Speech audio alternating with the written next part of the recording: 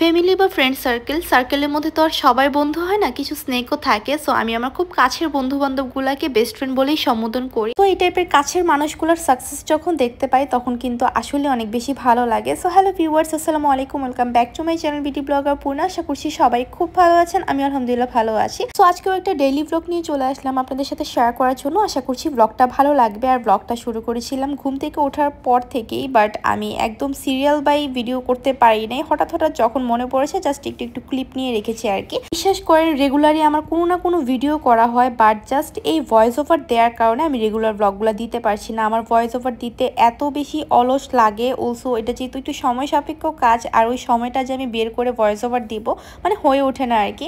So সকাল সকাল ঘুম থেকে উঠে আমার বাসাটা ক্লিন করে নিলাম। তারপর আমি গতকাল রাতে যে ল্যাপটপে কাজ করেছিলাম সবকিছু সেট আপ গুছিয়ে আমি আবার ওই রুমে রেখে আসলাম। আর আজকে ঘুম থেকে ওঠার পরই আমার এত বেশি হেডেক ছিল, মানে প্রচন্ড রকমের মাথা ব্যথা কিছু থাকে না, ওই টাইপেরই মাথা ব্যথা করতেছিল। অ্যান্ড মাথা ব্যথা যখনই করে তখন আমি ট্রাই করি একটু কফি খাওয়ার অ্যান্ড মেডিসিনটা অ্যাভয়েড করার।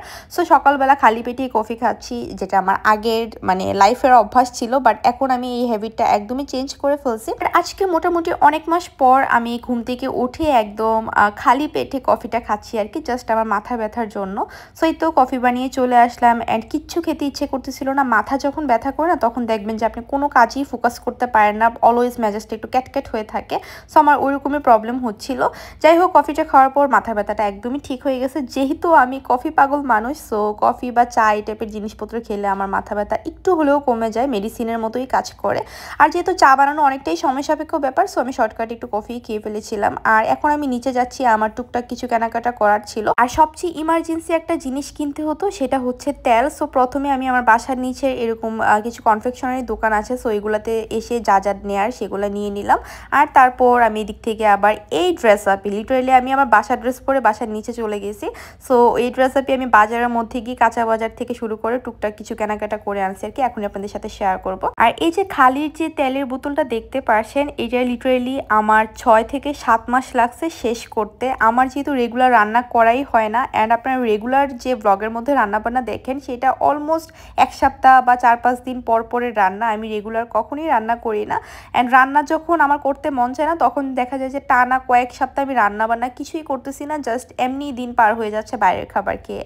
তো সেই জন্য দেখা যায় যে আমার তেলটা শেষই হতে চায় না। অ্যান্ড লাস্ট কোন দিন আমি এই তেল কিনছিলাম 5 লিটার, আমি ভুলেও গেছি। অ্যান্ড ফাইনালি এতদিন পর আমার আজকে তেলটা শেষ হয়েছে। আর এই 5 লিটার বোতল থেকে না মানে রান্না করতে খুব বেশি প্যারা হয়, ঢেলে রান্না করতে, সেই জন্য আমি আজকে ছোট একটা বোতল নিয়ে আসছি তেলে। যে পরিমাণ গরম পড়ছে, তরমুজ দেখে খুব তরমুজ খেতে ইচ্ছে করতেছিল, কারণ লাস্ট কয়েকদিন তরমুজ খাওয়া হচ্ছে না। আর সিজনাল ফ্রুটস যেহেতু সবসময় পাওয়া যাবে না, তো সেই জন্য আরেকটা তরমুজ নিয়ে চলে আসলাম। অ্যান্ড এই তরমুজটা খুবই মজা ছিল, ঠিক আমি যে টাইপের পছন্দ করি, একটু বালু বালু টাইপের লাগবে খেতে, তারপর অনেক মিষ্টি থাকবে আর অনেক লাল থাকবে, এক্স্যাক্টলি এরকম ছিল। অনেক বছর পর আমি একটা ভালো দেখে তরমুজ কিনতে পারলাম।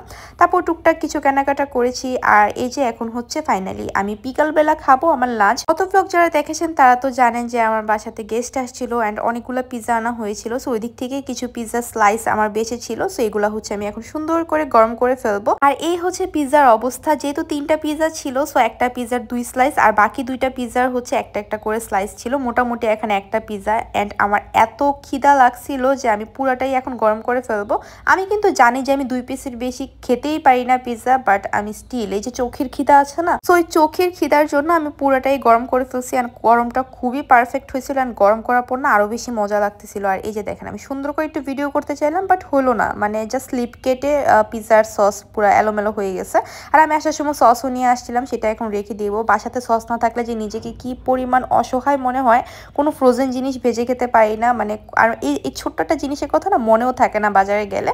আজকে আমি একদম নোট ডাউন করে গেছিলাম যে আগে আমি সবার প্রথমে সস কিনবো, তারপর বাকি সব। পরন্তু বিকালবেলা এই ওয়েদারটা আমার সবসময়ই অনেক বেশি পছন্দ। আজকে মোটামুটি গত 4-5 দিনের তুলনায় গরমটা হালকা একটু কম, খুব যে বেশি কম তা না, বাট আছে মোটামুটি ভালোই আছে। বাট এই পরন্তু বিকালবেলার যে একটা ভিউ, এটা আমার খুব ভালো লাগে অ্যান্ড আমি খুব এনজয় করতেছিলাম। সো কতক্ষণ ভিউ দাঁড়িয়ে এনজয় করলাম। অ্যান্ড এসির আউটার দেখে মনে হলো যে আমার লাস্ট কয়েক সপ্তাহ আগে আমি প্ল্যান করেছিলাম যে আমার এসি ক্লিন করাতে হবে অ্যান্ড সার্ভিসিং এর লুক ডাকতে হবে। বাট এই যে দেখেন আমি একদমই ভুলে গেছিলাম, যখন ভিডিওতে মানে এসির আউটারটা দেখা যাচ্ছিল তখন আমার জাস্ট মাথাতে ইনস্ট্যান্ট মনে পড়ছে। কি আর করার, আজকে তো আর পসিবল না, দেখি আগামী কোনো একটা দিন ফ্রি হয়ে আমি হচ্ছে এসিটা সার্ভিসিং করাতে হবে, মানে ক্লিন করতে হবে আর কি। লাস্ট কয়েক কয়েকদিন এত পরিমাণে গরম পড়তেছে, গরমকালে না মানে হেয়ারটাও খুব আর্লি ওয়াশ করতে হয়, আদারওয়াইজ অনেক বেশি ড্যান্ড্রফ হয়ে যায় বা চুলটা কেমন জানি একটু আঠা আঠা টাইপের হয়ে যায়। সো আমি একটু সুন্দর করে আরাম করে শাওয়ার নিয়ে আসলাম। আর এখন আমি আমার মোস্ট ফেভারিট যে সিরামটা, আচ্ছা এই সিরামটা আপনারা অনেকেই দেখতে চান, সেজন্য হচ্ছে গিয়ে আমি ক্লোজ করে দেখিয়ে দিলাম, আপনারা স্ক্রিনশট দিয়ে কিনতে পারেন। এটা আমার অনেক বেশি পছন্দের একটা সিরাম, এন্ড এই সিরাম ইউজ না করলে চুল আর চুল থাকতো না আমার, কারণ যে পরিমাণ অত্যাচার আমি আমার চুলের উপর করছি, মানে যখন যেটা আমার মাথায় ভূত চাপছে আমি তখন সেটাই করছি। আর এই যে আপনাদেরকে দেখাচ্ছিলাম যে স্ট্রেটটা কিন্তু অলমোস্ট চলে গেছে, বাট আমার চুলটা যেহেতু ন্যাচারালি মোটামুটি হালকা একটু স্ট্রেট, সো খুব বেশি বোঝা যায় না আর কি। যাই হোক, আমি শাওয়ার নিয়ে একটু রেডি হয়ে যাব এখন। তার আগে একটু হালকা পাতলা খেয়ে নিচ্ছি, তরমুজটা খেয়ে নিচ্ছি। ঠান্ডা ঠান্ডা তরমুজ খেতে অনেক বেশি ভালো লাগে। আর ব্লগের প্রথমে যেটা আপনাদের সাথে শেয়ার করতেছিলাম, আজকে বেসিক্যালি আমার খুব কাছের একটা ফ্রেন্ড, আমার পিচ্চিকালের মানে একদম কলেজ লাইফের ফ্রেন্ড বলে না থাকে না কিছু, একদম পিচ্চিকালের ফ্রেন্ড, আমার খুবই ক্লোজ অ্যান্ড খুবই কাছের একটা বন্ধু হচ্ছে গিয়ে তার ড্রিম বাইক কিনেছে। অ্যান্ড সে লিটারেলি এটা পাগল পাগল হয়ে কিনছে, একদম লাস্ট মিনিটে ডিসিশন নিয়ে এটা কিনছে। অ্যান্ড আজকে হচ্ছে গিয়ে তার ওই ড্রিম বাইকে আমার ফার্স্ট হচ্ছে গিয়ে এটা রাইড দিলাম। অ্যান্ড সে আমাকে নিয়ে গেছে আমার বাসার নিচ থেকে জাস্ট এই রাইডটা দেওয়ার জন্য। আমি তো খুবই এনজয় করছি, খুবই কমফোর্টেবল ছিল।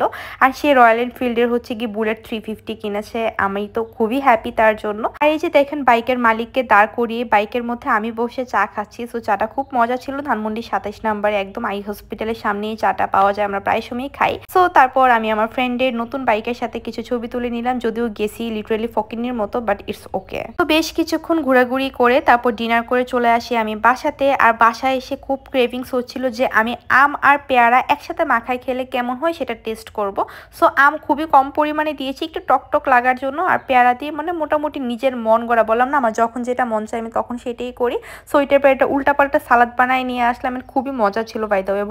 ভর্তা বা সালাদ দুইটা একসাথেই বলতে পারেন। তারপর রাতের বেলা এই যে দেখতেই পারছেন আমার পছন্দের আইসক্রিম খাচ্ছিলাম আর একটা মুভি দেখতেছিলাম, যদিও মুভিটা আমার একটুও ভালো লাগে নাই, সেজন্য আমি শেষে করে নেই। প্রথম কয়েক মিনিট দেখি কেন জানি জমতেছিল না। সো এটা একটা তামিল মুভি ছিল। আর এই আইসক্রিমটা কারা কারা পছন্দ করেন জানাবেন। আজকের ব্লগটা এখানেই শেষ করছি, সবাই ভালো থাকবেন, সুস্থ থাকবেন, আর আমাদের সবার জন্য দোয়া করবেন। আল্লাহ হাফিজ।